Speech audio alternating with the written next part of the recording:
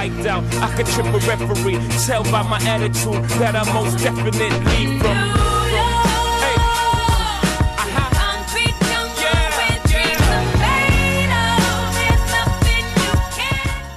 Hello, everybody, and welcome to another This Week in Startups. It's episode number 71. I'm back from the mountains. It's deja vu all over again, as they say in the business. Welcome back. Welcome back, everybody.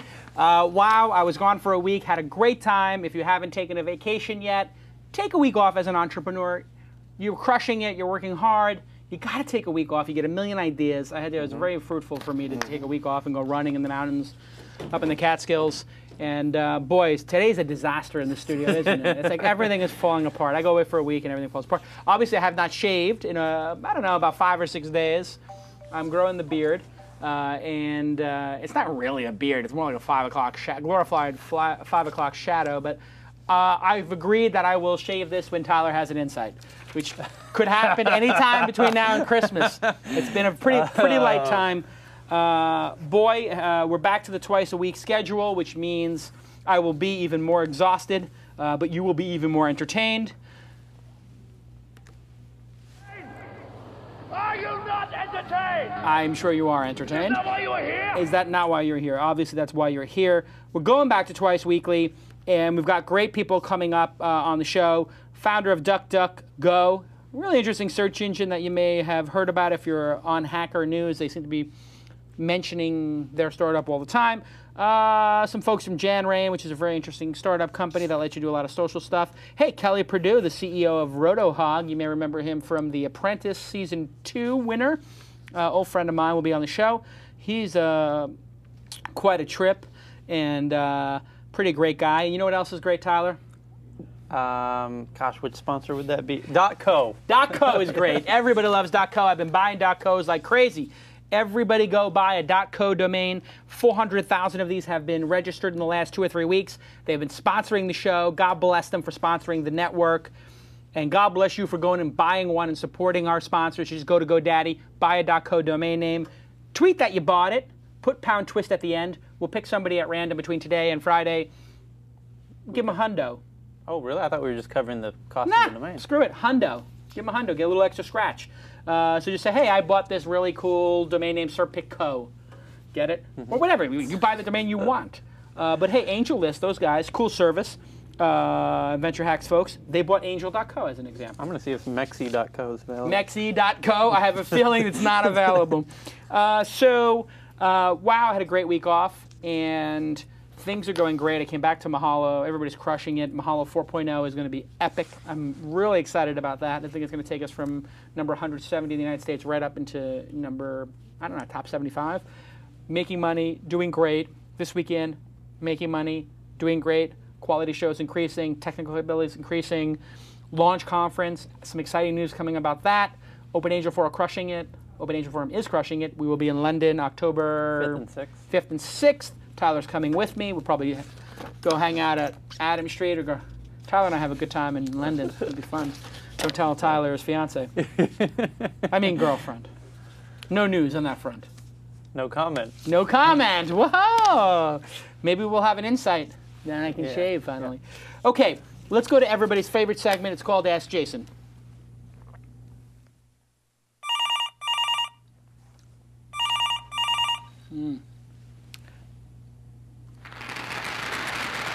Thank you, everybody. Ask Jason. On the line, we have Abdul. Abdul, hey, Jason, nice to make your acquaintance. I feel like we've met. Yeah, it seems like that. Doesn't it? Where are you from? I'm actually from New York, but I'm probably calling from a place you never heard of. Palm Coast, Florida. Where? Palm Coast, Florida. Palm Coast, Florida. Okay, and where in New York were you from? Before I moved out here from the Bronx. Boogie Down Bronx, very nice. Whereabouts? South Bronx. Word. I went to Fordham. Get out of here. Yep. Nice, nice. The first time I went to Fordham, I get off the train, because I don't know where Fordham is. So I go up to Fordham, because I was doing an interview or whatever, and it says Fordham Road. So I take whatever, it's the number 4 train up there, whatever, I don't remember. Yeah, 4 train. 4 train. I take the 4 train up there. I get off at Fordham Road, right? Fordham Road must be Fordham. Yep. No. That's like 20 blocks away. I get off, I go down, and I go to the street, and these cops go, "Where are you going?" And I'm like, "I'm going to Fordham." They're like, "It's that way. Go straight." You know, like they basically looked at me, this like little scrawny, like 17-year-old kid with a backpack, and we're like, "Go that way and don't stop." That's fine. But boy, Bronx, mad respect for the Bronx. And that's not as cool as Brooklyn, but it's up there. Well, I was originally born in Brooklyn. It's Oh, really? pretty fun. Yeah, Where in Brooklyn? East New York. Oh, very nice. Yeah, not too different from the Bronx. Yeah, and obviously Florida, you know, a little bit easier down there. A little bit. Yeah. A little bit. So tell me, you have a question for us? Let's hear it. Yeah, I launched a service-based business in 2002 named Digitech.com. We produce online media for real estate agents in New York City, like photography, video tours, floor plans, virtual tours, email blasts. We're kind of pivoting to a more SaaS model now. We are developing a social network platform for real estate professionals to share this media and their expertise with other professionals, you know, in their field. It's called BrokerLoop.com. And my question is, should I start a separate company for BrokerLoop or put it under the Digitech umbrella? Okay, so this is a good question. You started with a service-based business. What that means as a service-based business is somebody pays you money, you do a service. Then somebody else pays you money, you give them a service. This is how a lot of entrepreneurs start out. They do a service-based business. Why do most entrepreneurs start with a service-based business? There's no capital. The capital is you, the person. So you say, hey, donkey real estate brokers, you have no idea how to take photos, scan in your floor plans, or make a decent-looking website. I will do that for you as a service. You will not look like a donkey anymore, and life is good, right? So they pay you I don't know, $500 a G to set up a website or something, a profile of a house? Well, we actually don't even set that up. We actually provide the media that goes on their websites. Right. So, like the photos and floor plans you see on, you know, various websites, that's us doing it. Yeah. So you actually go out and take the pictures? Right. Right. I was always wondering who does that for them because they have no idea how to take the pictures and all this stuff. So I'm assuming you make a couple $100 every time you do something like that? Yeah. And you do 10 of those a week, and all of a sudden you're like, hey, I got a business that makes 100 G's, 200 G's. Yeah, exactly. I actually started out myself. I was a photographer. I worked at I was an IT manager at a real estate firm. Got it. And then I learned the ins and outs. And I saw like a need for it because they were going out taking photos themselves. And they were bad. Oh, very bad. Yeah. So this is a great example of how great entrepreneurs start. I was an IT consultant as well. You hustle, you see an opportunity, you grab it, you don't need anybody's investment, you make a little bit of scratch, then you get a little more hungry, you see another opportunity, you say maybe software as a service, SAS, software as a service, could be a better business.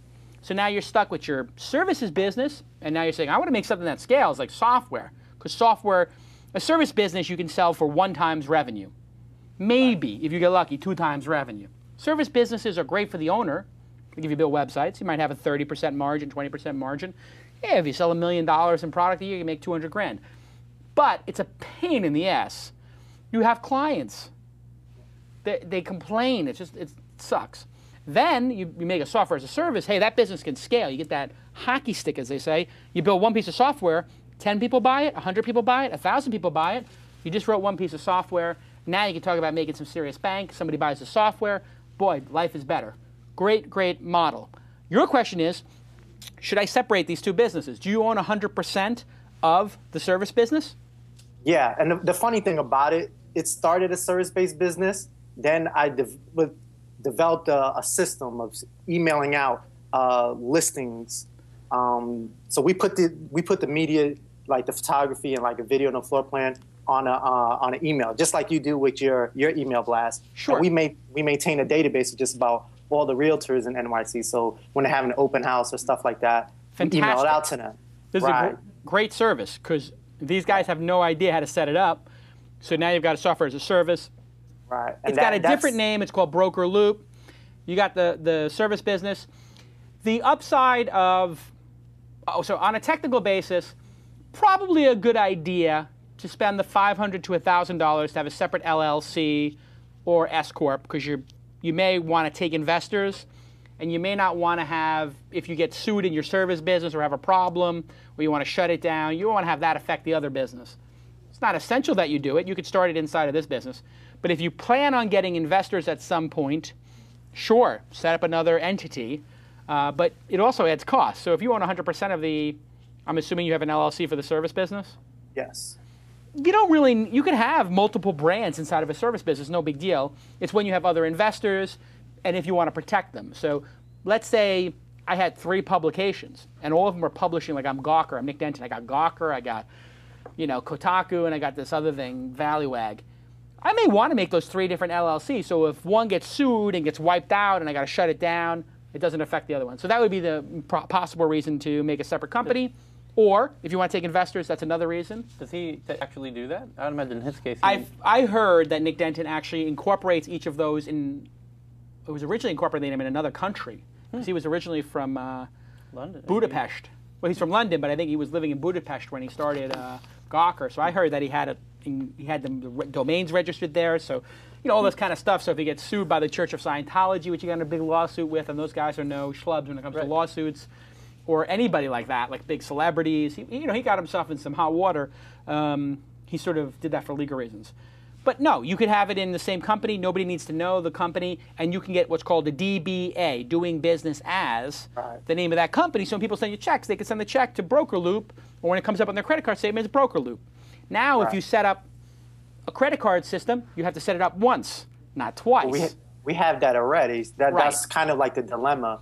But we are probably going to raise capital for Broker Loop. So that's the time when you do it. Yeah, that's the time when you do it. And when you do that, you got to talk to your attorney about, I'm going to take these assets, this trademark, if you have a trademark done, you may not, the domain name, the intellectual property, the IP, the domain name, so you do a domain name transfer into the company. So as part of starting the company, you have to actually represent the company owns the assets. So when I raised money for This Week In from Sky Dayton and Matt Coffin and myself, I had personally owned the domain name thisweekin.com that I paid 18 grand for.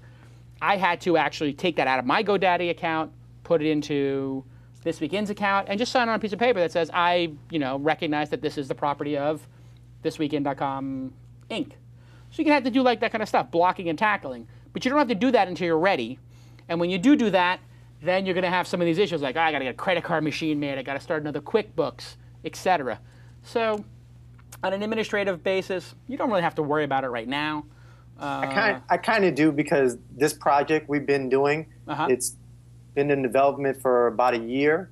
So we're launching beta in October. Yep. So yeah, time is imminent. So I guess. Yeah. So I mean, whenever you're ready to do it, you're just going to incur a little bit of cost, which is $1,000, $2,000 probably with your attorney. Maybe $500 to set up the LLC, maybe $1,000 do trademarks or whatever. And if you do a round of investing, an angel round, you might spend $10,000 on that. One tip I have for you, when you do all this stuff, you have a good attorney? Not yet. Okay, so you got to find a good attorney. Look at the way you find a good attorney is find 5 companies that you like. Maybe you talk to Sterling from Stockbrokers or, I don't know, somebody from Rob from Backupify, some company you think, hey, there's a good company, they're organized. You say, hey, can I get a referral and who's your attorney? You can just ask them over Twitter because they would love to give their attorney a referral, makes them look good. You talk to that attorney, you say, hey, would you give me a flat rate for doing the raise, angel round, of $10,000 and all the associated work and help me grow my company with me and do it on contingency, which means that you only pay the $10,000 if you, in fact, close the round.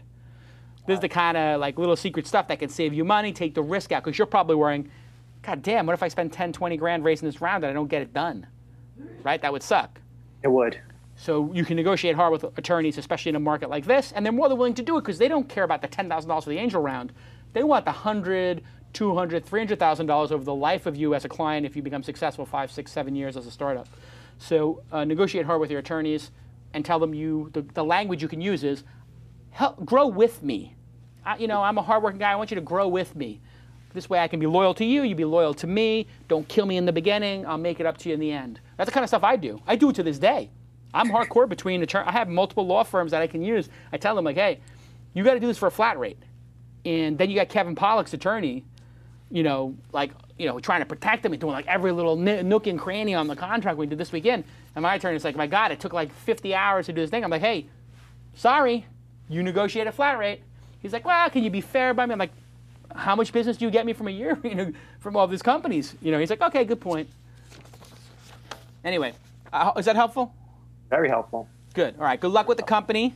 Thank you. And you've been watching the program for a little while? Yeah. Favorite episode? Michael Robson, Gary Vee was good.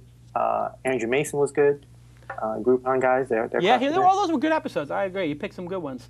Okay. This one's going to be good because I'm on it. So. Yeah, you did a good job. You did it very good. All right. We'll see you soon. Thanks for calling in, and enjoy the humidity down there in Florida. All right. Thank you. Cheers now. Bye-bye. Look at this. We're staying on track. We're ahead of schedule. It's a common question that people have. You know who else is ahead of schedule? You know who's ahead of schedule? Who's the second sponsor? Do we have a second sponsor today? I don't see a second sponsor here. I think this episode is sponsored just by .co. Oh, because it's Tuesday. It's Tuesday episode. They got the full thing. I think we're doing we're going to do 2 sponsors per show, because 3 is a little bit much. 2 feels right. So I think we have 3 of the 4 sold out. There's 1 slot open if you want it. Just email sales at this weekend, or Mark at this weekend, or Mo at this weekend. I mean, there's a bunch of people you can email about it. Okay, so we've got a young entrepreneur here with a new company. Many of you haven't seen. The site is currently behind a firewall. I actually, in fact, haven't seen it, but I'm looking forward to it because it's in the sort of knowledge exchange. And we actually saw a company similar to when we were in London last time. Remember we were in London and we saw the company that was doing like sort of fact-based Q&A, sort of some Open Coffee. They were at the Open Coffee. What was the name of that company? Knowledge something. Yeah, not Knowledge In. That's neighbor's thing. No. It'll come to me. True Knowledge. True. It had knowledge in the title, didn't it? Was it True Knowledge? What was that? I'm trying to remember. True. It was True. People was True Knowledge. Let me do a Google search. True Knowledge. Anyway, yeah, I think it is True Knowledge. Let me see. I'm gonna look at their thing. Yeah, so there was a site similar to this, True Knowledge. You had also the TechCrunch 50 company. What was that? PowerSet, bought by Microsoft, $100 million. A lot of people have been getting into the space of how do I, we have a Q&A service at Mahalo, but that's human Q&A. What about sort of semantic and sort of getting people the answer quickly? Google's even doing this sometimes. You type in 10 times 100, it will tell you 1,000. Type in when was Jason Calacanis bored, they might actually put it up there. Anyway, I'm really interested to see it. Andy Hickl of Swingly, just like you would think it was spelled, swingly.com is here. Welcome to the program. Did I pronounce Hickl correct? Absolutely. Well, thanks for being on the program. Thanks for having me. It's really a pleasure. Where are you based? I'm in Dallas, Texas, of all places. Dallas, Texas. Mark Cuban. Yeah, right down the street. Is he really? From Nortel and TI, right here in the land of the 100-degree heat. Awesome. Did you see Mark Cuban on Entourage last night? No, I missed it. He did a cameo on Entourage, and let me tell you, he was not acting this. Basically, he was just like, Turtle tells him a business idea. He's like, that's a great idea. Talk to this guy. Let's do it. I'll do an investment. Which is exactly how he operates. It's just like, he likes something, he just does it. Which I actually have sort of started doing that. So Andy, you heard my little intro of you. Yep. You have an answers engine. I've seen this movie before, but I'm interested to see your execution. Share your desktop with us and show us the product. We're gonna just listen. Sure. Tell you what, if I can have a little latitude to give you 2 minutes of intro, I can tell you how we delineate ourselves from the rest of the space. I will allow it. Okay. I will allow 2 minutes of prep, but let's get right to the product demo because that's really speaks. Sure. So let me share my screen real quick. Okay, so as you said, 1 second here. As you said, Swingly is an answer engine. And like a lot of people in Q&A or a lot of people in search, we're interested in trying to find ways to be able to bring people to the information that they're looking for. Our gimmick, though, is that instead of trying to incentivize communities, because I think there's a lot of excellent work, whether it's Mahalo or Quora or whomever, in trying to incentivize communities to be able to answer these questions, we want to use technology, and a specific type of technology known as natural language processing, to be able to marry people's queries or factual questions with specific answers. And we really think that the technology, while it's just about there, it's about 85% there, really is, it's fully cooked now. where we were 5 years ago, we had the potential to make some inroads. And where we are now, I think we're really having something to be able to change the paradigm or shift really how people interact or what people's expectations about what they could get out of machines actually are. And so our basic gimmick is that we use natural language processing to turn the web. And here is the web of unstructured text. So all that sticky, nasty text that's out there, everything from YouTube comments to tweets to New York Times articles, and to turn those into what amounts to be the world's largest FAQ, the world's largest collection of question and answer pairs. And we believe by doing that generation up front, we've decoded the nasty text that's out there in a way that will allow search to be a lot more productive and let people actually get the answers they're looking for and not just get stuff that might be close to the answers that they're looking for. So for me, this is really, I'm also the CEO of Language Computer Corporation, which is a government contractor that's focused on natural language processing since '95. And so we really, when we started Swingly about, in March of 2009, we really thought we had the tiger by the tail in terms of we had a technological advantage that really could make these things happening. And for us, it's really a progression of what's happened in this technology space for the last 20 years. In the 90s, it was all about speech rec. And everybody, got via voice at home and started training their systems and really look forward to the day where, you could have what we have today. You could have your voicemails transcribed and sent to your Gmail. In the last decade, in the 2000s, a lot of money was spent on machine translation. Can we decode a foreign language and turn it into something that we monolingual Americans can understand? And today we have Google Translate, which does 40 or 50 languages. Multilingual search is right around the corner where you can actually submit a query in English and get results back in translated Chinese. So there's a lot of potential in these technologies, but the growth curve took 10, 12, 15 years to be able to go. We've been building natural language processing technology since '95. And really what, the goal of this is to be able to take that encoded signal, all of that crazy just junk that's out there on the web, and turn that down into some sort of semantically marked up stream that machines can do something with, or that humans have a lot easier of a time of decoding. And so you're seeing already inroads in this space. OpenCalais does a hell of a job. Guys like Intensity do a hell of a job. Guys like Zemanta do a hell of a job in terms of marking it up.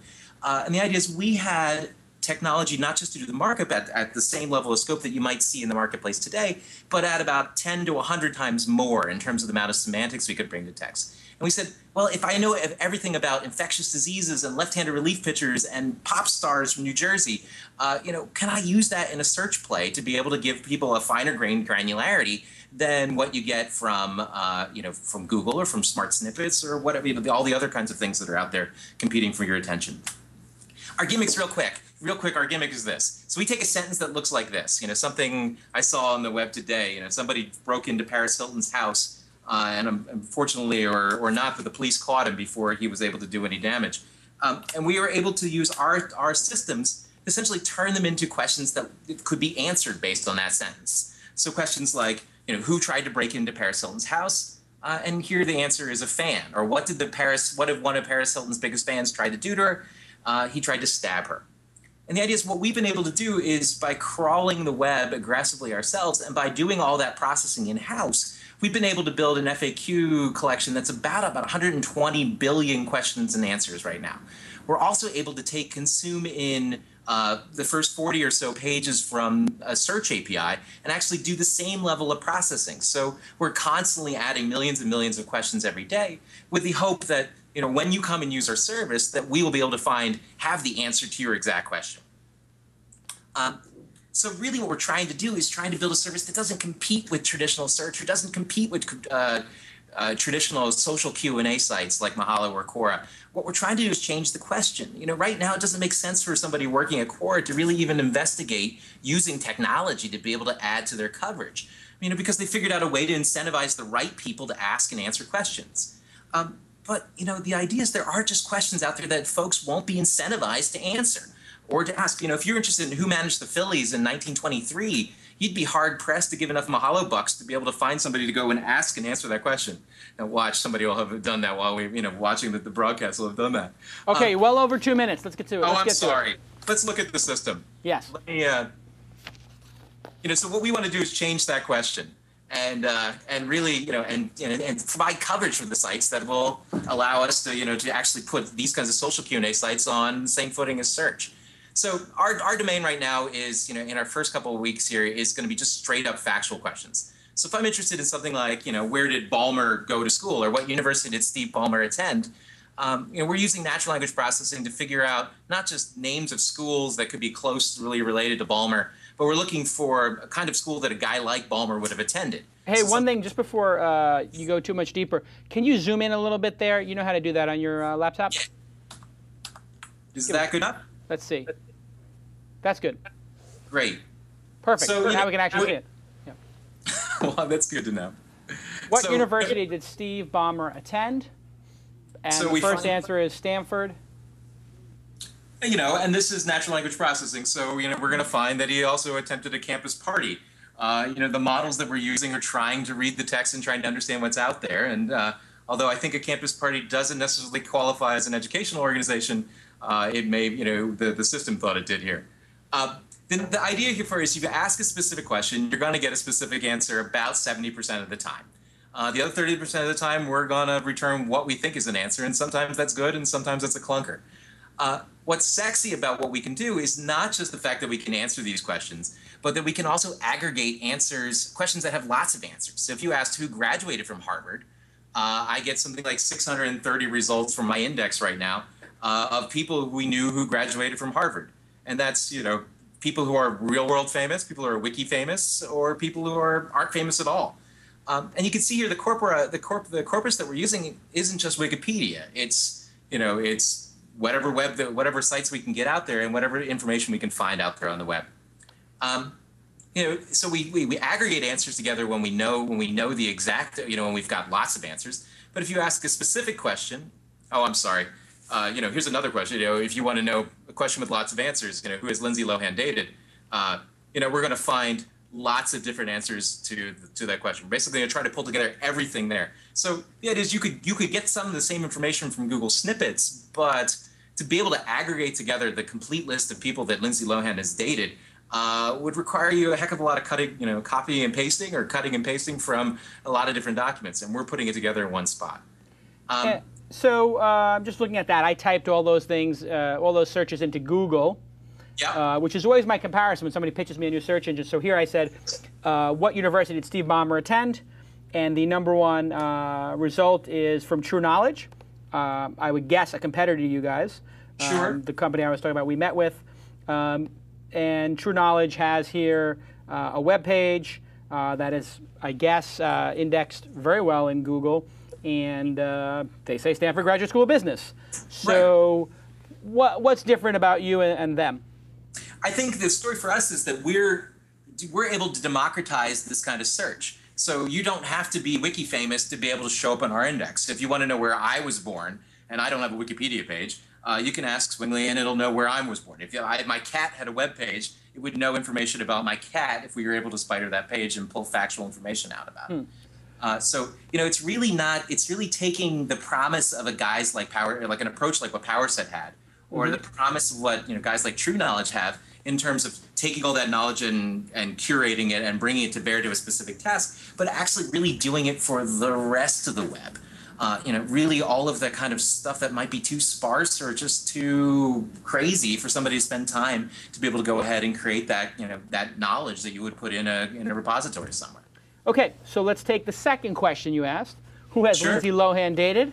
I go to Google, I type that in, I click the first one, and of course there's a site called Who's Dated Who, which is, I didn't even know that site exists, and they present a better result than you did. A nice, beautiful group of photos of all the people she's dated in chronological order, a better result, and a better presentation. So my question to you is, you did 2 searches. I did the same 2. You prepared those, so obviously you prepared good ones. And I did 2 Google results, and I got something as good or better. How do you compete if you're not as good at the 2 best examples you could come up with? I came up with ones that were just as good with Google. Why would I switch? I think the story, two answers to your question, and let me turn this off so I can see you. I would like you to also answer the question. Don't give me like a bunch of, we're trying to aggregate the web or whatever. Like, answer the question. Oh, we lost him? Oh, brutal. It's just like today, I come back, technical snafu day. But I don't think that was us. I think that was him. But Tyler, you get my point. Yep. Well, You and I have played this movie before. Yeah. You were in me when I was raising money for Mahalo. I wasn't in you. I was with you, yes. Did I say that? Yeah. You were with me. You were in the room with me. Yes. We're going to have to edit that part out of the show. That just got really weird about 30 minutes in. You were in the room with me when I answered those questions. Yeah. Now, I had answers to those questions. Okay, you're back? Here we go. I'm back. Skype crashed on me. No problem. It happens. Now, nothing occurred when you weren't on the program, just so you know. Nothing to worry about. Okay. So, when we left our heroes, I had asked you a difficult question, which is, you spent time preparing for this interview with me. Yes, sir. I am an expert at search and run the 170th largest site on the web with over 11 to 15 million uniques per month. I know this space. I've been working in it for 3 years. Exactly. You pick 2 questions.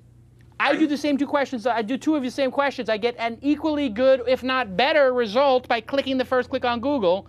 How is your startup going to survive in this world? How? And give me the real answer. I mean, are you just not good enough to do better than what Google does today?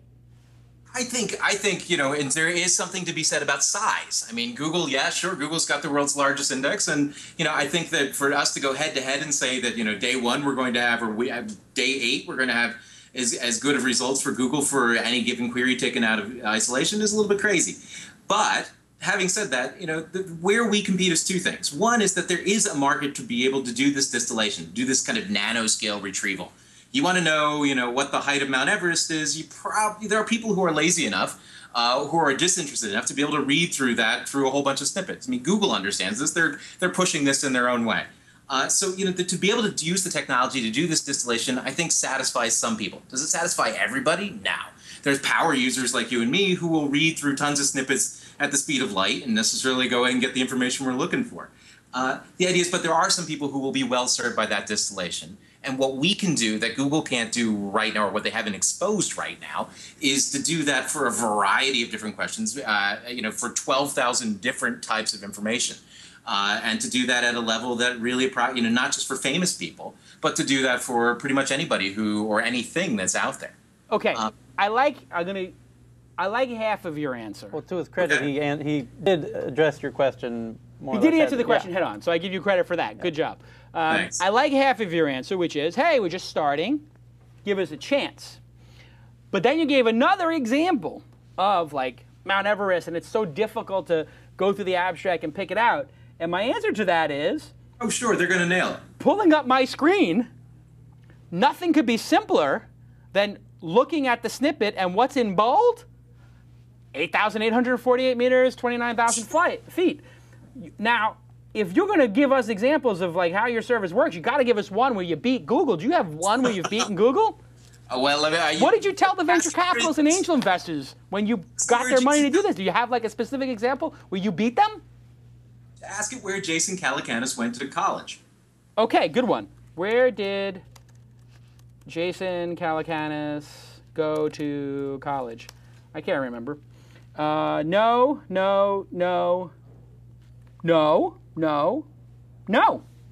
It's not in Google. They found. Let's try True Knowledge. Sure. Will True Knowledge get it, you think? They do a heck of a job with people who are in Wikipedia, so maybe. I am in Wikipedia, that's true. Yep. Let's see, answer. No. They don't have it. But I do, you notice on True Knowledge, which is good, is they say teach us the fact to this answer or add a textual answer. So I just found something kind of interesting. How old is Oprah Winfrey? Huh. How old is Oprah Winfrey? I have not seen this before. I mean, I've seen them. Yeah, this is the Google. But look what's on the side. Is this accurate? Or the feedback? Where's the feedback? Does it say, oh wow, that's new. The feedback button is accurate. Wow, look at that. Hold on a second. I gotta zoom that in. So Google is on this a little bit, and they say they got this according to 3 different places. And we've come up in this result for them, but look at all the different places that. Wow, look at that. But they're using the user as training the... And look at True Knowledge, Cha-Cha, Answers.com. That's interesting. Sure. So they're basically taking a meta view of it. But yeah, no, even Google doesn't get it right. How old is Jason Calacanis? Yeah, they don't even have it here. Interesting. So what do you think of Google's execution, Andy? You know, I think they do a heck of a job. You know, what they've done with Google Squared is the right first step for, you know, in this space. You know, being able to go ahead and try to bring some knowledge from text and bring it to bear in a way that doesn't involve humans in the loop. And that's Google Squared is the knowledge engine. Yeah, so where you can necessarily give the kind of key value pairs that you're looking for. Yeah. That's interesting.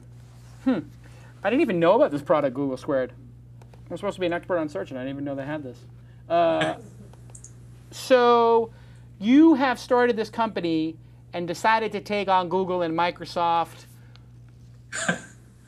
What do we take from that? Are you insane, or do you have a plan? Well, I think my biggest mission is to be able to establish that this technology has arrived. You know, what we've done with Swingly, we've done this with about 18 months worth of work and 2 guys. Wow. So 2 employees to be able to do this, and we've actually brought semantics to the web scale, which I don't necessarily think that anyone outside of the big 3 search or have actually tried to bring this level of semantics out to the documents that are out there and try to bring it back as a commoditizable service. So wait, stop there for a second. Commoditizable service, does that mean this is going to be an API kind of thing? Are you the destination, or are you going to go to the Mahalos of the world, or the, I don't know, Huffington Posts of the world? I don't know, somebody who's already got traffic and say, hey, plug our API in, give us credit or pay us per query? Yeah, I think that's definitely the right way to go. And we've got some traction now with a couple people in the Q&A space who are interested in using our results to increase their coverage. You know, the holy grail for a technology like ours is to know when to give an answer and when to shut the hell up. You know, you can see the technology like this riding on top of, and you've actually pointed some examples of it in Google right now, running on top of a Google search results. You know, if I have the exact answer of where Jason went to school or where he went to high school, I want to be able to put that on top of the Google results and have that kind of augmentation or that enhancement so right Google, at the top. Unpack what you said about the holy grail being knowing when you have an answer and knowing when to get out of the way. What do you exactly mean by that? So there are, you know, a system like ours right now is, you know, at best, when you ask great questions, it's about 70% accurate. So there are 30% of the time that I'm just not going to know the answer, or I'm going to give you bogus data. And I don't necessarily want, you know, we don't want to try to fire on every query that somebody asks. If somebody doesn't ask a question, I don't want to necessarily give an answer. If somebody just pushes a bunch of keywords in that makes no sense, I don't necessarily want to try to give them an answer. But when they do ask a question, and when I do feel confident that I have an answer, I want to be able to make sure that I put that answer up in red letters at the top of the screen so people can focus on it and say, hey, my search engine did right by me. How do you know that? How would you know that? Because would you know that because they used how do I or what is or how old is? They used a word like how, who, what, when, where, why at the beginning of the sentence? Or because you had that pair in your database? I think it's recognizing when people are asking questions that are looking for a factual answer isn't all that hard in terms of the technology. But what we really want to get to is a world where we're not just taking keywords or queries in isolation. We're really trying to figure out what the user's intent behind the query is. So you may ask, where did Jason Calacanis go to school? Not because you're interested in exactly the answer, but you're maybe interested in upstate New York universities, or you're interested in, you know, a variety of other kinds of things. And so what we're trying to do is make sure that when you ask that question that has a specific intent for information, to bring that information back. And if you don't want, if you're asking a query where we can't be certain that you're looking for a specific kind of information, we don't want to say anything. We want to make sure that you can dig through those 10, blue links to your heart's content. A question from the audience. Doomer Tag asks, does your technology rely on any semantic web technologies like OWL-S, RDF, or ontologies? No. So we've been ontology agnostic to this point. Essentially, what our secret sauce is that we use where guys like OpenCalais can recognize names of people, places, and things, and they do a heck of a job up to about 150 different types of names. We recognize about 12,000 different types of names. So that really gives us a lot more semantics that we can bring to bear for the search. And then we can use that to be able to figure out kinds of relationships or events or other kinds of more difficult types of information that you just can't get with keywords. So we are really big fans of what's being done in the semantic web, but we're kind of one level below that. We're just taking that text and turning it into something that can be typable and consumable by guys who are really big fans of semantic web, but we don't do much of that ourselves. Another question from the audience, from J.C. Posner. Are you familiar with PsyCorp in Austin? Yeah, sure. They're right down the road. I don't even know what that is. What is that, and how do they relate? Why is he asking this question? So PsyCorp is a company that's been working in the governance space for a long time, taking text and turning it into a formal representation that machines can read and reason over. So the guys in True Knowledge have a very similar approach. They take text and they convert it into some sort of kind of algebraic notation that machines can reason over, and that's how they get the answers. We don't necessarily aim to have anything that sophisticated. We're taking all of that raw text, hunting for factual information, and then storing it in as question-answer pairs that are human readable. So there's not really any kind of formalism in what we do. I mean, another way you could look at it is we've got 100 billion question answers or 120 billion questions and answers in our index, and you can use them. You know, you could put them in, dump them into Mahalo tomorrow if you wanted. Okay, done. So this week in business development deals has been done, and we'll dump those in. It's an interesting space. Is the first idea to make a browser plugin so it sits on top of Google results when there is a good match? Yeah, so that's something that we've built. We're just kind of waiting on releasing that. The other side of this that's really sexy is having a kind of an Android app where you can just talk to your phone and get an exact answer rather than go through the 10 blue links on your phone.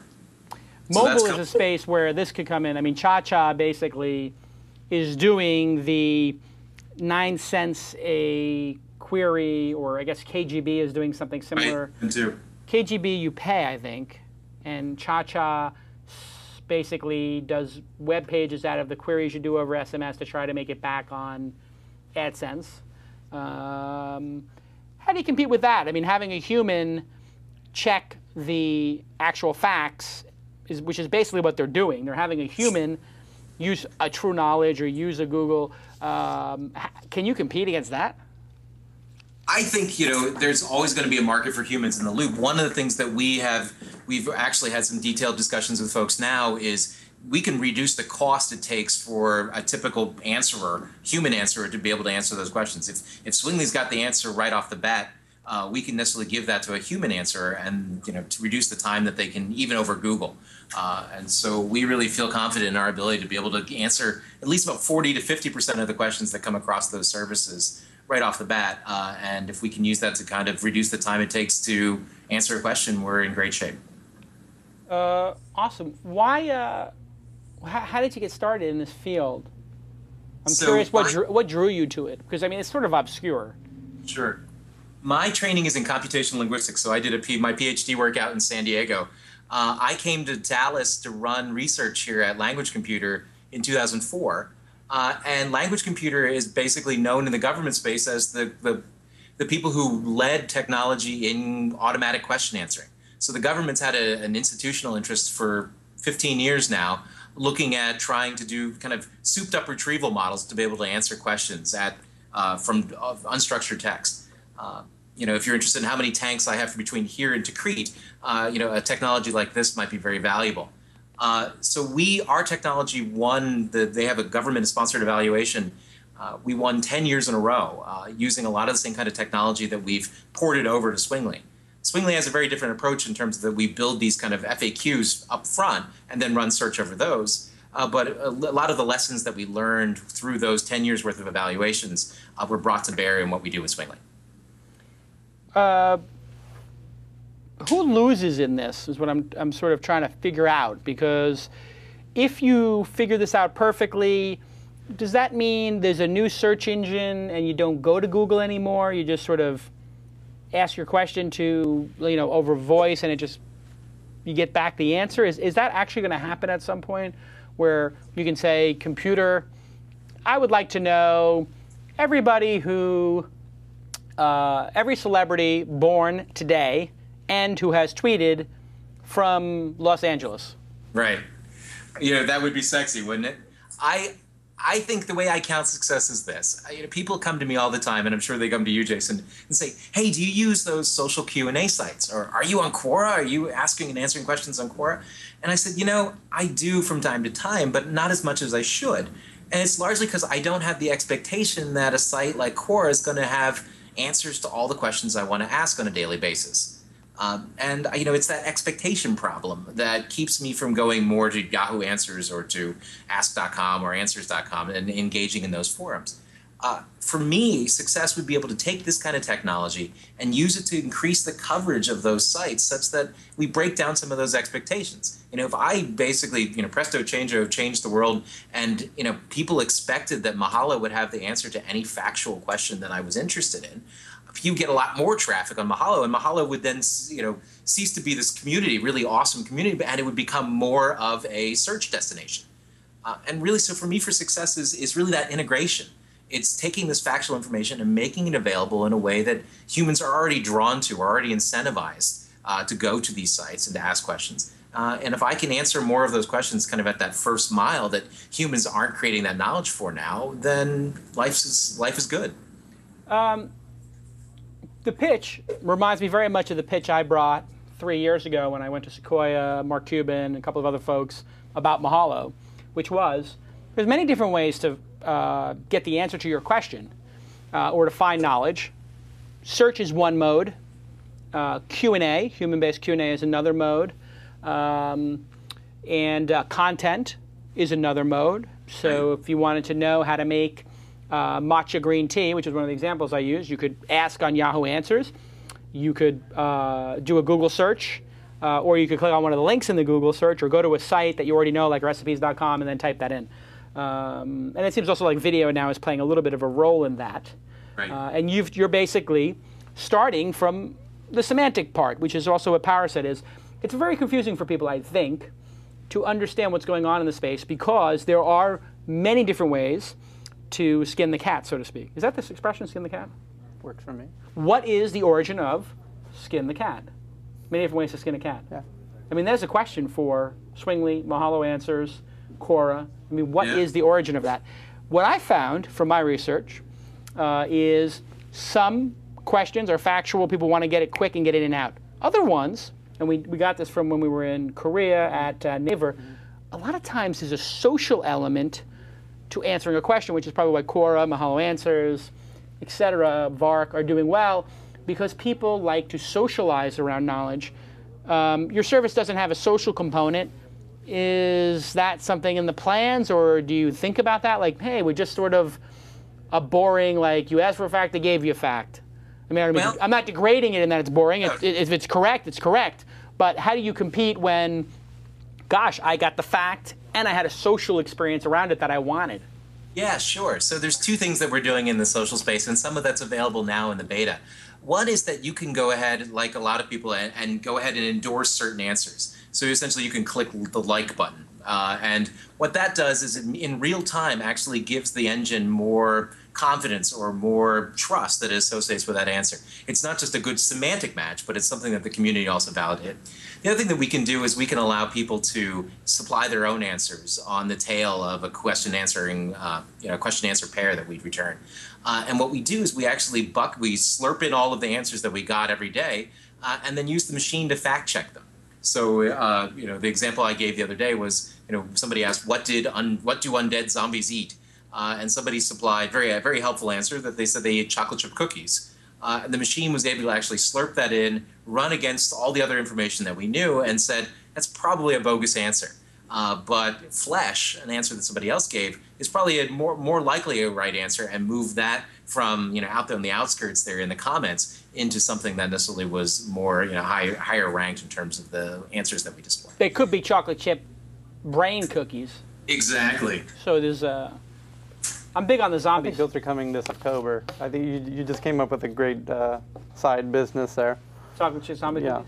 Let's see Did you see the trailer today for the that I sent around for Briefly. what's it called?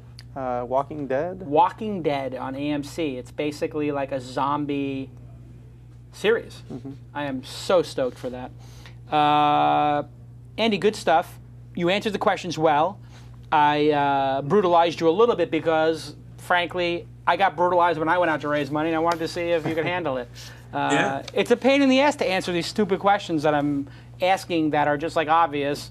I always got very annoyed by it with the, pardon me, the VCs and stuff like that, where you're like, you know, hey, this is better because of this reason, and we're going to try to get there. And then they're like, well, I just did a search for China, and you don't have China in the Mahalo index yet. And I'm like, it's alpha. You haven't given us the money yet. We haven't built it out yet. You know, like, come on. Right. Well, I tell people, you know, we've done this with 2 people, you know, 2 full-time devs. You know, a heck of a lot of technology built over the years, but we've kind of black boxed most of that and licensed it from the parent company. Yeah. And they can't believe that we're able to do this at the web scale with 2 folks. You know, PowerSet had really 60 or 70 really smart people when they were acquired. And, you know, we've got 2 really, really smart guys, and we're able to do something that's equivalent kind of at a little bit larger scope. It is, and, you know, when they did it, there was really nothing out there. So, you know, on the public web at least, I mean, Google hadn't even gotten to the one-box results or anything like that. So, in fairness to PowerSet, they did start from, there wasn't a lot of history there, correct? I mean... Well, they were able to, you know, they took 20 years worth of work that they got from Park, from Xerox Park. So they had, you know, they had some of the best and brightest minds in the world there in terms of the technology they brought to bear. How are you going to make money from this? I think license revenue in the short term, so we're pretty close to closing some licenses in terms of using via our API.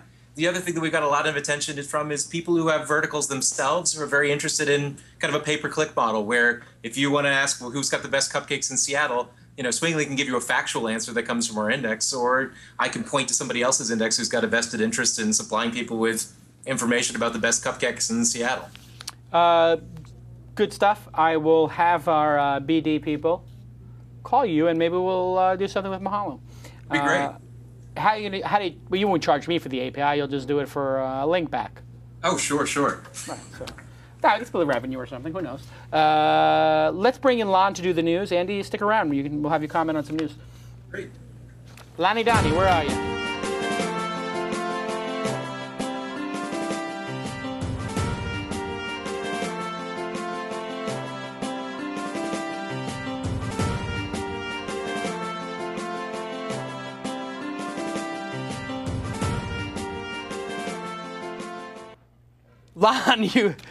Lon, you look so different. I go away for a week on vacation, and you look totally different. I know, I shaved. Yeah, you look good. I didn't. Who are you? My name's Stuart Brazel, and I'm excited. I don't think I'm mic'd yet. I am mic'd. I'm your newsreader today. I thought I was coming in for This Week in Lady Gaga, but when I got here, I was obviously not at the right show. No, This Week in Lady Gaga has been canceled. So my poker face dance, I guess I won't do it. No. Well, welcome to the program. Thank you. Nice to have you. Thanks for coming in and doing the news. I fired Lon. He's got too much work to do, so we need to have somebody, you know, come in and do the news. You know, it's enough of Lon being on every show. He's on like 6 shows. So I told him pick 2, and I think This Week in Startups wasn't one of them. So you're here to read the news. I've got some news. Lon helped me with the news. Yes. So Lon is here in spirit. Okay, so let's read the first news story. Okay, cool. So iMac and MacBook Touch patents. Apple filed a patent this week for a pair of devices that would run both the OS X and iOS operating systems, and that would use both the traditional interface and the touchscreen interface popularized by the iPhone, iPad, and iPod Touch devices. So these products, being referred to as the iMac and MacBook Touch by blogs, have swiveling screens, would basically work like traditional desktop or laptop computers combined with an iPad. So what are your thoughts? Do you think these products are actually going to be seen in the marketplace? I did see this yesterday. I have actually a picture of it here. Let's see. Good news read, by the way. Thanks. Don't be nervous. You did good. You read right through it. There was a lot of acronyms in there. You did well. It is. So here we go. The adjustable stand of the future iMac Touch looks like an iMac. You can bend it over and flip it down, and you can, I guess, go through it. I don't think anybody's going to do this. Because if you're at work and you're using a desktop computer, why would I flip it down? I mean, I'm trying to figure out, I guess maybe to play Angry Birds. I might use it for a video game. But what's the application I'm going to use there besides a game that would need the touch screen? I don't know. Maybe if I'm going through my photos, I don't know. Maybe I'm resizing photos, maybe. I don't know. So I don't think I'm going to surf the web that way, but I could be wrong. And I guess the scary thing about this is, and I predicted this, I don't know, a year ago or 2 years ago, Steve Jobs went from the iOS being just on a phone and the iPad Touch, then to a pad, and now I think he's going to bring the iPhone operating system to the desktop, which means you will live in his world, you know, sort of socialist, communist, whatever you want to call it, computing, where you can only run his applications, you can't run anything that he didn't create or approve. Kind of scary, will probably make me leave the Mac and go back to Windows if he does bring the iPhone operating system to the desktop. Thoughts, Tyler? It's scary. The idea that he approves every single app that gets built for the... But he already has a lot of the apps. But when you go into a form factor like that, there's a whole other world of apps that need to be built in that. Yeah. And I don't know that developers, I think a lot of them would intuit like, wait, this is not good for us in the long term. I want to build my apps for the regular laptop. I don't want to get stuck in... Yeah, I want to be on OS 10, not iPhone whatever. Right. I mean, it's just so limiting. And anyway, I don't know. Andy, thoughts on this? I think this is just another step towards the inevitable Surface, iFloor and iTable and everything else in between. Yeah. And a price increase. Yeah, I'm sure. Well, this would be good. I mean, the one thing I can see as being good for is if you have a kitchen computer or a computer in your living room, maybe, and you're a grandma or your auntie or your dad who's not really into computers, but they like their iPad for going through the newspaper, and I want a recipe, so I clicked on recipes, and then there's an app for that, and I can get my recipes, and it's, I don't have to type, and I can just make it easy. But the other thing is, this is just a patent. It doesn't mean they're going to come out with it. I think this looks more like an iPad to me with a swivel on it. So I don't know that this is an iMac, so they're calling it an iMac Touch. To me, this looks more like an iPad with a neat stand. I mean, you can interpret it either way. Either this is, I don't know if they used the word iMac, and maybe you guys do, but did they use the word iMac in the patent, or did they say that this was iMac, an iPad Macbook Touch? Yeah. So who knows? I mean, this is patently Apple gets these patents out of the patent offices and puts them out there. So they may just be, people patent everything. Someone like Apple, it's no big deal to put out, patents constantly for, even though it costs $100,000, $50,000 to put these in, it's no big deal. So maybe this is more like just an iPad stand and less of a iMac replacement. It might be the people at patentlyapple.com who got this information who are saying this is more like an iMac. They may have just put iMac, this is the new iMac Touch because that sounds good. So I think that the press is misinterpreting this. This looks to me like an iMac, a Touch, anything. I don't think it's an iMac Touch. I think it's an iPad with a stand. Yeah. Anyway, next story. So this is kind of cool. AngelPad. 7 former Google employees are starting a new startup incubator called AngelPad. Now, not a lot of information has been released. It started with a tweet that announced a launch date for Friday, September 10th. Then one of the founders talked a little bit to TechCrunch today and said that they will have a San Francisco office, and also the site is angelpad.org. They describe the project like this. AngelPad is a mentorship program founded by a team of ex-Googlers to help web technology startups build better products, attract additional funding, and ultimately grow more successful businesses. So they have a class of like 10 people. No surprise that half of them are ex-Google employees as well. And they're saying that founders and angels are working together to build great startups. Now, do you think that this is like a Y Combinator kind of approach, and what kind of entrepreneurs can we expect from a seasoned group like this? The Y Combinator has been a huge success. Techstars, a huge success. These companies, we just were in a meeting yesterday, Tyler and I, talking to another angel investor. There's an angel investor bubble right now. There's a startup bubble. Anybody can start a startup today if they want to. It's so low cost. And essentially, I think anybody's going to be able to get angel investment. If you want angel investment or you want to learn how to be an entrepreneur, yeah, you can tune into This Week in Startups. You can go to Angel List. You can go to, whatever this is going to be, Y Combinator, Techstars. So many opportunities. This didn't exist when I was coming up as an entrepreneur. You basically had to just have guts and cojones and go out there and do it and get your ass kicked, and then that's how you learned. You're saying you had cojones. But there was an incubator bubble back then. And there was an incubator bubble back then. And how is that different this time around? It's majorly different. The incubator bubble back then was Idea Lab, Internet Capital Group, and folks like that. And what they were doing was raising $1 billion, $2 billion, and startups cost $10 million, $20 million to launch. Now, these startups are getting started for $25,000. There's not a lot at risk. And so somebody like David Cohen can have, I don't know, a half dozen or a dozen. I was at the Techstars demo day, basically. Very impressive companies, built for a small amount of money, all raising $300,000 or $400,000 post getting out of there. And, it's just the scale is different. Now, what happens to all these companies? Fred Wilson brought this up in a post recently.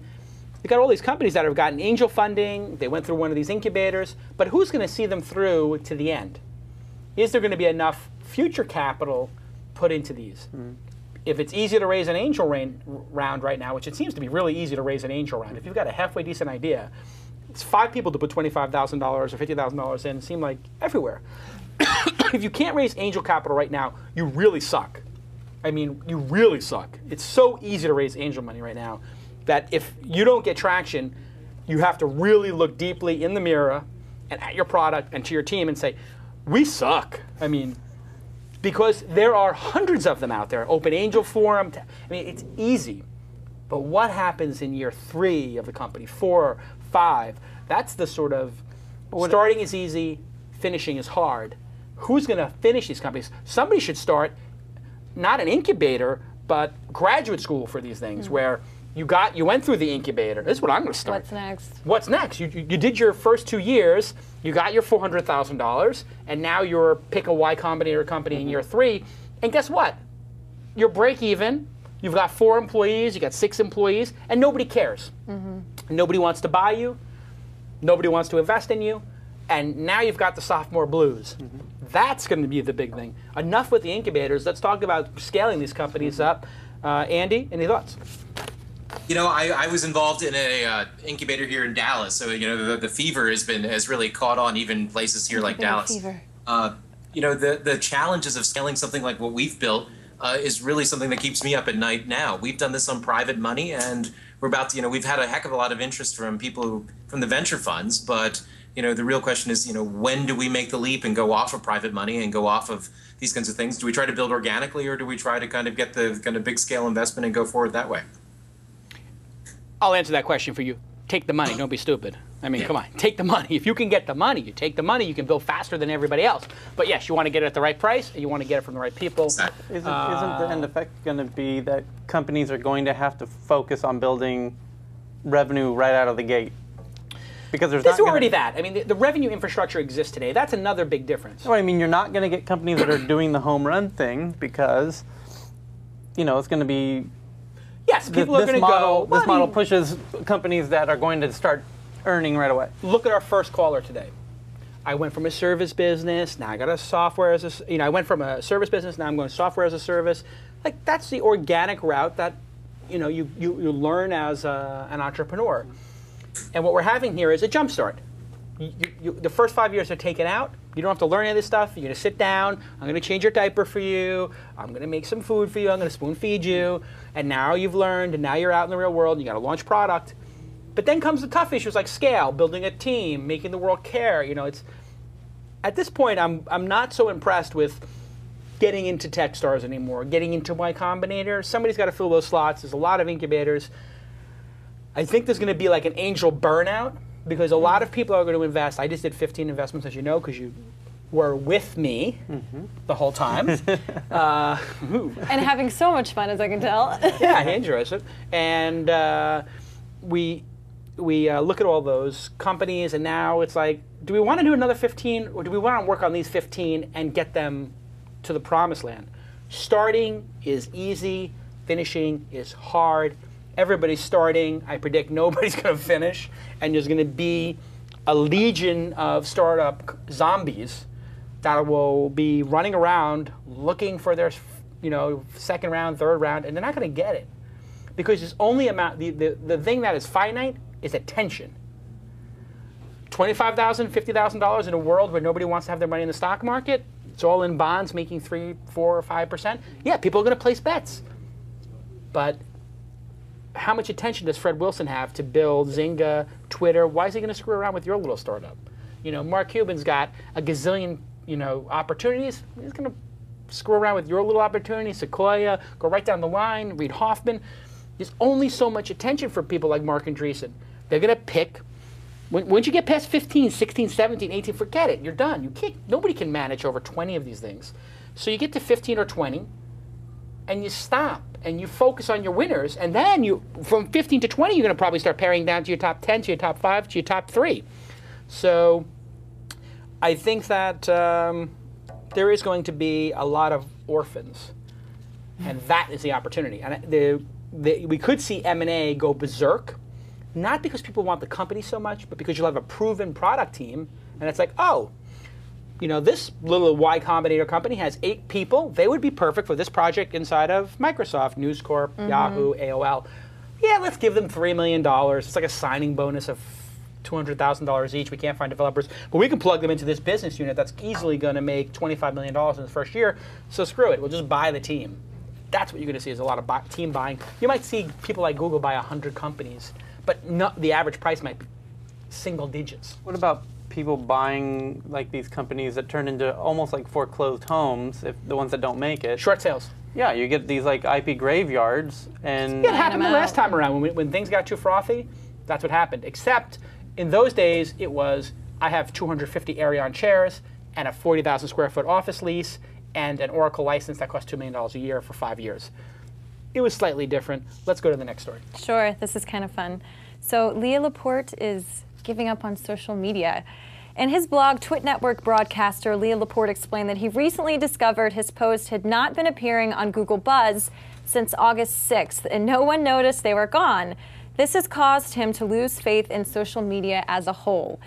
It makes me feel like everything I've posted over the past 4 years on Twitter, FriendFeed, Plurk, Pounce, and yes, Google Buzz has been an immense waste of time. I was shouting into a vast echo chamber where no one could hear me because they were too busy shouting themselves. How humiliating, how demoralizing. So do you think, does Leo have a point? Is it better just to post on your own? A little bit, as he is prone to be as a pundit, hyperbolic. Oh my God, it doesn't matter because he's a player for drama. Well, a little bit. We all are. And he, I think, Leo, maybe felt a little bad that nobody noticed that he wasn't actually. So it's all this is egocentric. And so if you're not, and a really good point was made today by Lauren Feldman on his video from 1938 Media, where he just said, make better content. That was his answer to Leo. If people aren't paying attention, it's because it's not good content.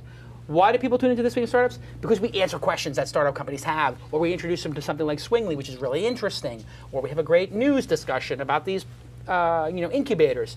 It's quality content. It takes work to produce. It takes a team of 10 people at This Weekend, the 3 of us, etc. If you're tweeting, it doesn't take a lot of work. So everybody wants to get this huge reward for not doing a lot of work. Social media is obviously a lot of short snippets. There's not a lot of quality being done. I even felt that way about blogs. So I felt blogs were not concentrated enough and I should go to email and have a deeper relationship. I mean, going out from blogs is social media. So Leo is having this discovery like, oh my God, social media, I should focus on my blog. A year and a half ago, I said, the blog is even a little bit light and noisy and everybody's just sort of reblogging each other. Let's go to 3,000 or 4,000 words and have a really deep discussion, only do it once or twice a month. And boy, has that paid dividends. And the same with the show. People are doing short videos on YouTube and tweets. What about doing a long show where we actually get really into the issues? Essentially, it's about quality. And that's what everybody's missing. That's what Lauren Feldman nailed today. Andy, any thoughts before Tyler gives us an amazing insight? I definitely think it's got to be about quality. I mean, and we've lost it's so easy to put things out there that we've lost that we have to actually put thought behind a lot of what we do. Yeah. Tyler? I don't have a funny catchphrase for this, but it's a rather serious issue. It's technologically the whole curve, the bell curve of the early adopters, right? It's past the peak where your grandma's on Facebook now, right? And the early adopter is the nightclub effect, essentially. It's you don't want to be in the nightclub where your grandma and everyone's rattling around, you know. You want to head back to where there's a higher quality interaction, which in this case is email. It's counterintuitive, but what's the alternative? There's no new nightclub opening after, you know, social media, so to speak, for us to go to. So we're all heading back to that, you know, dingy little place we used to be back in the 90s. Yeah. Because, you know, remember back then, at least there was a real high quality, you know, kind of thing. And by the way, grandma's not there, so let's go drink over there. Yeah. That's essentially what's happening. Right. I mean, you're the first at the party to be like, I'm out. Well, you know what? That's the thing. You know, so I think the club analogy is pretty accurate, and you've got. I'm going to talk for about 90 seconds here, so you get 90 seconds to form this into an insight. Okay. But there's at some point when you're at the club, and I go to the club once in a while, like maybe once every 2 months I'll hit the club. It's very rare these days because I got a kid, I got businesses to run, but I'll hit the club. And at some point during the club, you go, I'm 39 years old. I've been going to the club since I was 17 or 18 years old in New York City when clubs were like Palladium, you know, Save the Robots. I mean, these were good clubs. Cafe Iguana, Cafe Society, Mars, The Tunnel, Peter Gation's crazy clubs, Limelight. I mean, this was when clubs, I mean, compared to now when people, you go out, it's bottle service and nonsense at Truesdale. I mean, it's nothing compared to the creativity and insanity of New York in the late 80s and early 90s. And at some point during that, I think to myself, my God, nothing is going to happen at this club important. And I could be home asleep. And sleeping is nice. And I could get up tomorrow and go in the pool with my daughter, or I could make some eggs and bacon, I could have a cup of coffee, I could watch, I could check my email, I could play Angry Birds, just a million things. So at some point, you realize that the club is just a vapid waste of time. Unless you're trying to hook up, which is a totally different story. And that's, I think, what's happening, is people are going, you know what, I've been here for a long time. That's why I shut my Facebook page down, essentially, which I still have in dormant mode because I have to log into some services with it. But it's just like, you know what, there is still nothing going on. I took 2 months off or 3 months off from Facebook. I went back in, I looked at my inbox, I reactivated my account, I look at my inbox, I look at the wall, and I realized, wow, nothing has occurred here. Nothing of substance has occurred on Facebook, period. Twitter, maybe some things here, a funny joke or whatever, but it's sort of just like updating each other, status messages, it's like the headlines of your blog Facebook post. has turned into let me post my status and see how many people comment on it. Like it's, yes, that's all it is. It's a I would feeling of like to know if I popularity. exist. Yeah. Do I exist in the world? If you already know you exist, what's the point? You know, like I know I exist, I don't need to be here. But it's I know I'm going to the bathroom in 5 minutes. Yeah. I don't need to But there's also a burnout, and I guess the insight, if there's one, is no one wants to watch grandma do the robot. So There you go. Now you've summed it up gracefully. Nobody wants grandma to see grandma do the robot. What an insight. Insight from Thailand. Next story. but it's to kind of finish that thought Yes. is Josh Harris, if anybody, is largely and rightfully credited for kind of running this course to its end ahead, you know, before anyone else did. And rightfully, he really has not been involved in Twitter or Facebook at all. Yeah, he unplugged from it. He realized the substance. Yeah, but that is part of the natural progression, which that part of it no one really focuses on is, well, what did he do after it? And what he did after it was he went to an apple orchard, you know. And then to Ethiopia. And Ethiopia. He looked for real substance. And This is real substance. When Right. two people are talking to each other, Right. Or when you're doing something, you're experiencing Right. something is real substance, and that's what's going to happen. People are going to realize, my God, we're in these virtual boxes. We're basically caged animals. What are we doing here? Let's turn this computer off and go fly fishing, or let's go for a run or something. Live life. Let's let's experience life. Next story. So this is a new Final game by EA. EA's new Medal of Honor game. EA is planning a new edition of its Medal of Honor series of first-person shooters that takes place in Afghanistan and puts the player in control of U.S. forces there. In the multiplayer mode, however, players can take on the roles of either U.S. soldiers or the Taliban. This has caused a lot of criticism, particularly from the families of American servicemen and women who find the premise of the game disrespectful, turning a real-life war into a game for children. EA has said that someone has to be the bad guy in any game, and the claim that this new Medal of Honor is no different. Members of Britain's government are also upset. The country's defense minister, Liam Fox, has asked retailers in his country not to stock the game, calling it shocking and thoroughly un-British. What do you guys think? I would say too soon. Yeah, I don't think you want to make a game out of the actual serious war that is going on. To recreate, it's sort of like making a movie about it. But video games are art, so if they are art, and somebody makes The Hurt Locker, which is a brilliant piece of art, it's probably one of the best movies of the last 20 years, is it too soon? No. It's never too soon for great art. And so I would maybe... do you think it's insensitive to the families, just the... that would be up to each individual family member to decide, So yes, quite possibly it is. And so when you create art, if this is art or commerce is the issue for me. And I think this is just pure commerce. So as such, they probably should use their brains a little bit and not do something like this because it's just going to be a blowback.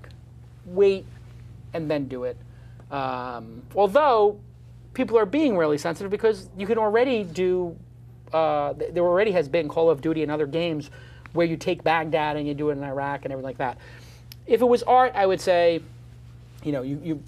it's really the artist makes the art for themselves and everybody else has to deal with it. And if you don't like it, you don't like it. It reminds me in a way of the Ground Zero non-debate, which is going on right now. Yeah. Number one, as a New Yorker whose brother is a firefighter who lost many of his friends and people he works with, it's kind of silly to fight for America and freedom of religion, which is actually what the country was based on. People were fleeing religious prosecution. It was So to even talk about like there's any debate that anybody can open any religious institution anywhere near Ground Zero is silly. Of course, anybody should be able to do whatever they want, as long as they don't play their music too loud and they take out their trash and whatever, pay their rent. Ron Paul made an interesting argument last night, which is Timothy McVeigh is recognized as being Christian, and we're not banning churches from opening near the... Of course not. So then you have to ask yourself, well, why is this happening? There's really like two or three sort of side things that are going on here. Number one, it's August, and the media has nothing to talk about. So shame on the media for just making this into a whole fiasco.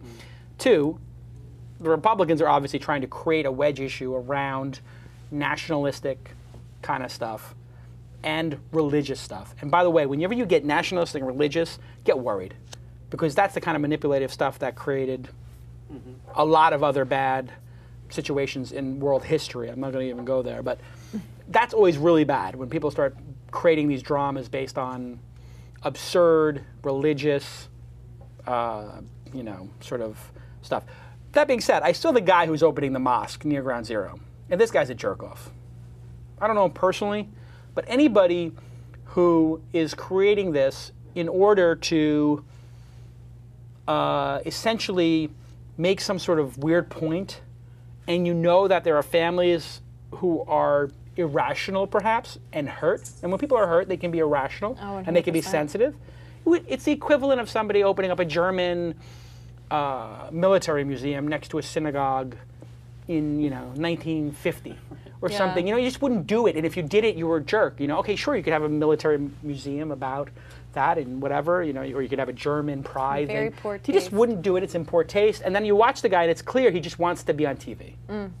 And that's when it sort of broke down for him. Like, this guy wants TV time. He's using people's suffering to stir up a fight. The media is so stupid that they're taking the bait. He's getting so much TV time. So much TV time. So he's a jerk-off. The media are jerk-offs for doing this. The Republicans are jerk-offs for... Is jerk-off like a curse word, or do people understand that I'm using jerk-off like... I think jerk-off is PC. It's politically correct to call somebody... It's okay. It's PG to call somebody a jerk-off. That's what we call them in Brooklyn. Like, it's the jerk-off thing to do. It's like being a jerk. And it's the same thing with this game. Like, EA is just being a little bit of a jerk putting this out. They know that this is going to be offensive. They know that this is going to get press. Therefore, there's some marketing manager there who manufactured this nonsense. Did they call it 72 virgins or no? Exactly. You know, and That would be interesting. When you manufacture something like this in order to prey on other people's, you know, sensitivities and what they're hurting, like Hurt Locker was not made to hurt the families of people who've lost limbs from improvised explosive devices. It was made to tell the story and the isolation of individual soldiers who have to deal with this intensity and then come back to the normal world. That's why it's a very powerful story. That's not the case here. No. They're trying to move boxes of the game, knowing that they're going to get tons of press about it, and a bunch of 12-year-olds are going to buy it because it's cool to kill the Taliban. Guess what? It is cool to kill the Taliban. I kill any Taliban I could get in my sights in real life if I had a chance. But you don't prey on people's sensitivity and their pain. The game is built, you're playing from the perspective of the British intelligence or whatever? I'm sure you can play either side. Yeah, you can play either side. Yeah. I mean, the crazy one, and I'm surprised actually nobody did this, because this would, musicians tend to push these buttons all the time when there's buttons to be pushed, is, you know, doing the whole flight simulator and the grand mission of taking down the towers and going in Super Mario. That's like, you know. That's the most terrible thing I've ever heard. But Right, but if you want all the press in the world for a video game, that's it. People right? have done stuff like that. They've built like mods for it, but there's a difference between somebody creating a little mod for it and EA launching a product with it, Doing putting it. their name on it and sort of branding it. It's just EA will issue up an apology for this and pull back on it and fire some mid-level product manager who knew what they were doing, trying to hit some kind of numbers and get their stock price up because they got stock options, and that's when the whole thing becomes sort of just uncouth and insensitive. And use your brains, people. Andy, you want to comment on this? I know you came on the program to comment about the mosque. Oh, it's fine. I think the only thing is I'm okay with the game as long as it doesn't come with a reset button. You know, as long as you can only play through once, and once you're dead, then I think we got the right kind of balance. An appropriate amount of gravitas for what we're talking about. Andy, you've been a wonderful guest. Thank you. Stuart? Guy's name, yes. Is that your real name? Yeah, well, I'm from the South. I'm from South Carolina, and double names are popular. So it was Susan Stewart, and I was just like the biggest tomboy ever. Okay. I had an older brother, so I went by Stuart since I was 4. I like it. Stu. Stu's Nice cool. job, Stu. Thank you. Thank you for having me. You did well. You were a little nervous in the beginning, but then you warmed up and you were fine. Tyler, wonderful insight. Andy, thank you for helping. .co, thank you for helping grow the network. Hey, Full Tilt. Look at that. I have my Full Tilt logo on because This Week in Poker's on later. I'm going to be on This Week in Poker talking about poker. What time is This Week in Poker on? Does anybody know? Next show is Friday at 1 p.m. Everybody go check out swingly.com. You can sign up for the beta there. Who else can I thank here? Thank.co. TriCaster, new tech. And thank you to TriCaster for helping us, beta.swingly.com to sign up. There we go. And thank you to Ustream, This Week in Poker, 4 p.m. It's in 90 minutes, basically. I'll be on that. And we'll see everybody next time on This Week in Startups. Spiked out, I could trip a referee. Tell by my attitude that I most definitely from